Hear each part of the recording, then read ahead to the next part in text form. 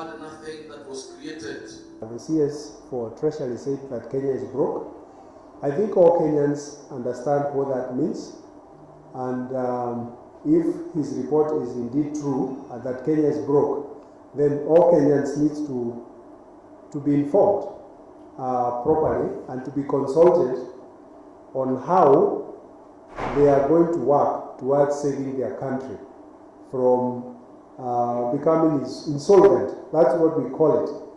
However, we appreciate the measures that the national government has put in place and the National Treasury. We have seen some of the measures adopted by Parliament in terms of bills and laws. And it is time for all of us as Kenyans, because we are the sovereign of this country, to all gather together.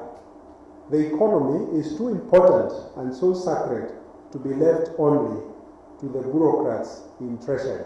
It is time for all Kenyans to rise up and save their country, and whatever can be done to make sure that Kenya is solvent again must be done. And that is why we have said we must stop the wanton wastage and theft of public funds by public officers.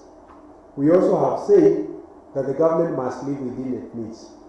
We know that Kenya raises about 2 trillion shillings from ordinary revenue every year. So the budget of Kenya should not go beyond 2 trillion.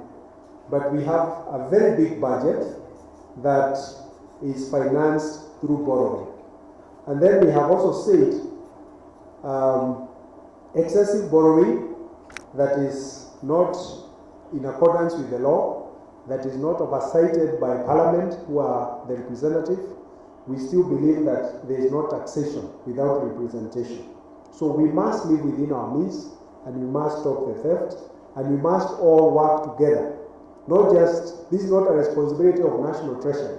It's a responsibility of every Kenyan to save our country and to make sure that the little money that we are raising through taxes does not end up in pockets of a few.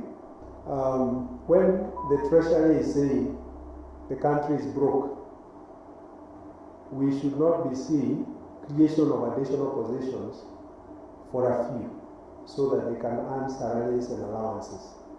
So we will ask and urge Parliament and all the state officers involved in that initiative to shelve it until when Kenya is able to pay its obligations, both in terms of debt and in terms of providing services to Kenyans.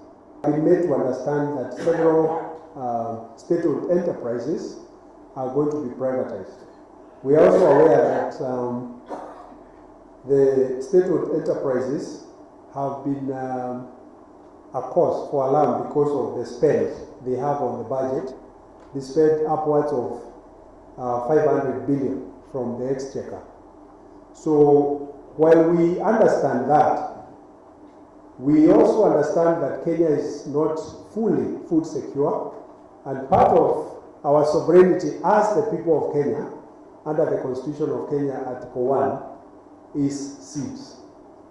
So privatizing our only company that makes seeds that are of high quality is a violation of our Constitution, and is also a violation of our sovereignty as a people of Kenya. We are also careful that it doesn't result in introduction of genetically modified organisms or GMOs, which are going to affect everything, even our DNA as Kenyans.